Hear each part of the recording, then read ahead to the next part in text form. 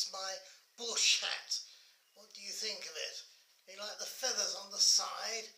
I think it looked quite snazzy, really. Anyway, I was taken along the Great Ocean Road in the state of Victoria. And along that road is a place called Loch Ard Gorge, so named after a ship, the Loch Ard, which was a three-masted iron construction ship which was ran aground on a reef off a place called Mutton Island. And it was a disaster.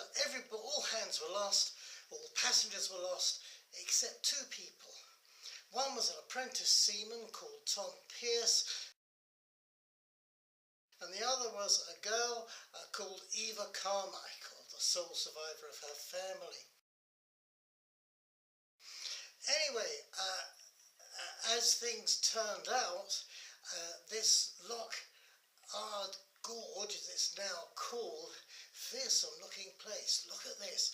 Look how narrow the entrance is and how swift the sea runs in. And this, I emphasise, I went on a calm day.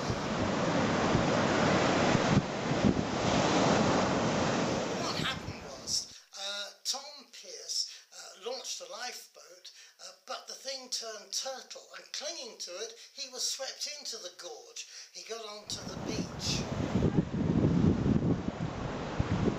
5 hours later, he could hear a cry for help, and it was Eva Carmichael. She'd been swept off the wreckage by a giant wave, and she clung to some other bits of spar or something, and she was swept round into the gorge. Well, without hesitation, Tom Pearce dived back into the maelstrom that he'd escaped from to save Eva, which he did.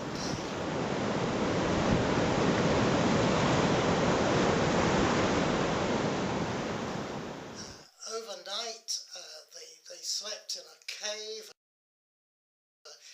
He gave some brandy to keep her warm, and in the morning he climbed these vertical cliffs. Having got to the summit, he went for some distance and then found a couple of stockmen who rode back to their cattle station and got help whilst Tom Pearce returned to Eva. And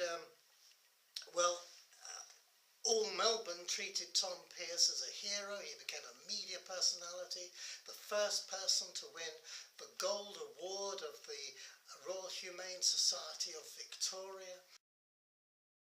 And he received £1,000 from the Victoria State Government. And Eva returned home. She went back to Ireland after about 5 weeks, this time by steamship. That saddened a lot of people of a romantic mind. Some people thought that Tom Pearce should have asked her to marry him because they'd spent the night together. And then some people will tell you that actually Tom Pearce did ask her to marry him because they'd spent the night together, and she declined. And you know what it reminded me of? It reminded me of Jesus. See, Jesus, what he did was he actually did give up his life. Tom Pearce was prepared to save Eva, and that, Jesus said, is the greatest love you can show your fellow man or woman. But Jesus, he gave his life knowingly and wittingly, knowing there was no escape, and to think that people will still reject him, just as Eva rejected Tom Pearce. But rejecting Jesus has far graver consequences. Eva went on to live until she was 83, I think, in London. Tom Pearce, with his money, he was able to become a sea captain, have his own vessel, which sadly foundered and he lost his life some years later. But as for us, the question is there every day. Jesus is saying, "Come to me, and I shall give you rest." What's our